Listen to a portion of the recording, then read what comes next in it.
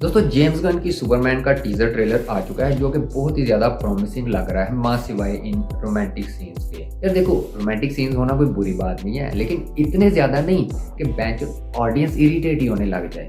और ये मैं ऐसा इसलिए बोल रहा हूँ कि रिसेंटली जेम्स गन ने एक इंटरव्यू में बताया था कि इस फिल्म में हमें क्लार्क कैंट और लोइस लेन का रिलेशनशिप बहुत ज़्यादा कॉम्प्लेक्स दिखने वाला है, जिसके चलते इसके हमें काफ़ी लंबे लंबे सीन्स देखने पड़ेंगे, जिससे हमें ये रियलाइज़ होगा कि लोइस लेन सलाहियत रखती है बहुत ही ज़्यादा इंटेलिजेंट, स्केप्टिकल और जिद्दी से सुपरमैन को कंट्रोल करने की। अभी मैं क्या कहूँ जेम्स गन को।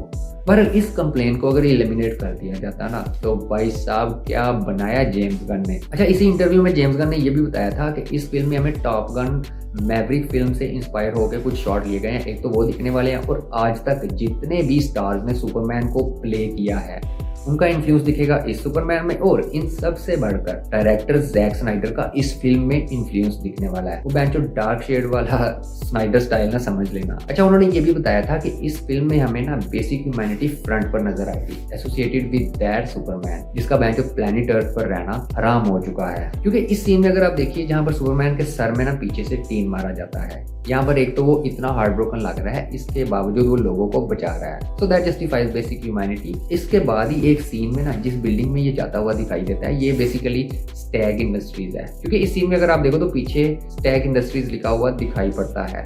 तो इसे ऑन करते हैं साइमन स्टैग। ये भी डीसी कॉमिक्स का ये फिक्शनल कैरेक्टर है, और ये बंदा बहुत बड़ा बिलियनर है। इसने ना एक बार रेक्स मैनसन नाम के बंदे से बदला लेने के लिए, क्योंकि जब इसे पता चला ना कि रेक्स मैनसन इसकी बेटी के साथ चक्कर चला रहा है, तभी इसने बदला लेने के लिए रेक्स मैनसन को इजिप्शियन टॉम्ब में किडनैप करके ट्रैप करवा दिया। तभी वहां पर ना रेक्स मैनसन का रेडियो एक्टिव मेटेओराइट के साथ एक्सपोजर हुआ। तभी रेक्स मैनसन को पावर्स मिली डिफरेंट पीरियोडिक एलिमेंट्स में ट्रांसफॉर्म होने की, और यही बंदा डीसी कॉमिक्स में मेटामॉर्फो के नाम से जाना जाता है, जो कि इसी टीजर में हमें यहाँ पर दिखाई पड़ता है। दोस्तों ये भी एक सुपर हीरो है, और पेशे से ये एक एडवेंचरर है। अच्छा, इसके बाद ना गाय गार्डनर और मिस्टर टेरिफिक सुपरमैन के पीछे से एंटर होते हुए दिखाई देते हैं। तो आते ही गाय गार्डनर क्या करता है कि अपनी लैंटर्न वाली पावर से ग्रीन लाइट का इस्तेमाल करके जो लोग सुपर हीरोज को फ्री में देखने का मजा ले रहे थे ना, उस काम को बंद करता है। या फिर हो सकता है कि इसने खुद की आइडेंटिटी को छुपाने के लिए ऐसा किया हो, व्हाटएवर। अच्छा, जिस तरह से ह्यूमैनिटी को पोर्ट्रे किया गया ना, बच्ची को बचाने वाला सीन देखा गया, अरे भाई साहब मेरे तो गूज़बम्प आ गए थे। अच्छा, उसके पीछे ही ना, उस सीन के पीछे ही आप देखो कि एक मॉन्स्टर का पाँव दिखाई देगा। ये वही मॉन्स्टर रहेगा जो थोड़े ही सीन बाद हमें बिल्डिंग्स के दरमियान चलता हुआ दिखाई देता है। ये मुंह से फायर करता है, और इसके सामने ही सुपरमैन हमें दिखाई पड़ता है, जो कि इसकी फायर को बिल्डिंग को लगने से रोक भी लेता है। अच्छा, इस सीन से आपको इस मॉन्स्टर की हाइट का थोड़ा सा आइडिया हो जाएगा। मेरे ख्याल से ना भाई साहब कॉन्ग या फिर गॉडजिला तो कहीं नहीं गया। अच्छा, इस सीन के ठीक बाद ना हमें लेक्स लूथर वाला शॉट दिखाया जाता है, जिसे प्ले करें निकोलस हाउल। तो ये थोड़ा सा डिसअपॉइंटेड सा लग रहा है। हो सकता है कि इसके काले करतूत फेल हो गए हों,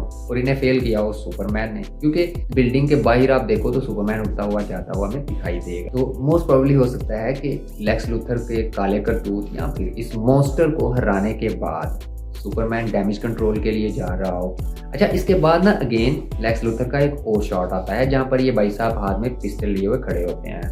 तो मोस्ट प्रोबेबली ना ये किसी बुलेट प्रूफ रूम में खड़े होंगे, जिसके ठीक बाद हमें सुपरमैन इस रूम के शीशे को तोड़ता हुआ दिखाई देता है।